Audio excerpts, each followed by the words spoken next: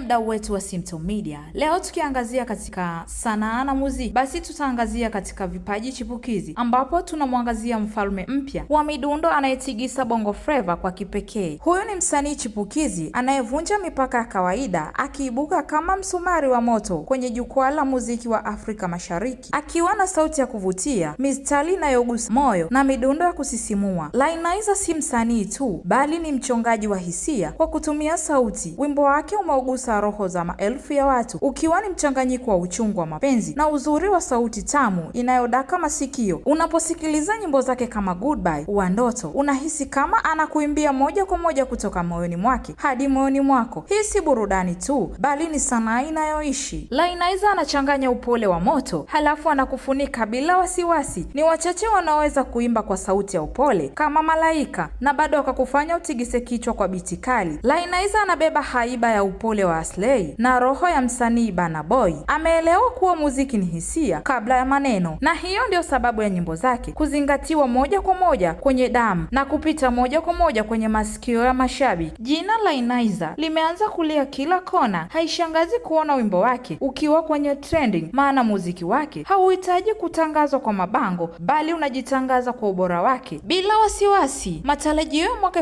2025 ni wake, na dunia ijiandae kwa mlipuko mpya. Anatarajia kuachia video ya wimbo wake mpya ambao unaenda kwa jina Nisamehe, ambao tayari umeanza kuchochea hisia mitandaoni, fununu zikisema kuwa kolabo ya kimataifa njiani inakuja. Kama wewe ni mfuatiliaji wa muziki, basi kaa mkao wa kula, maana Lainaiza anaingia rasmi kwenye ligi ya mastaa wa Afrika, akija na muziki wake wenye kusisimua zaidi, huku nyimbo zilizompa umaarufu ni pamoja na Tusahau, Nisamehe na Mapenzi Goodbye. Msanii Lainaiza si msanii tu, bali ni mzuka halisi wa burudani. Kila mdundo anaotoa, kila kiitikio anachoweka na kila maneno yanayoimba, Lainaiza anatufundisha kuwa kipaji hakiwezi kufichwa. Huu si mwanzo, huu ni mlipuko wa karne, si wa kusikilizwa tu leo, bali atasikilizwa kesho na kukumbukwa milele katika mioyo ya wapenzi wa muziki. Msanii Lainaiza anahakikisha kuwa kabla jina lake halijawa kwenye kila bango la kimataifa, basi litakuwa katika kila sikio la mpenda burudani, huku akisubiri kutikisa dunia. Mfuatiliaji wetu wa Simto Media, asante kuwa nami muda wote. Usisahau kusubscribe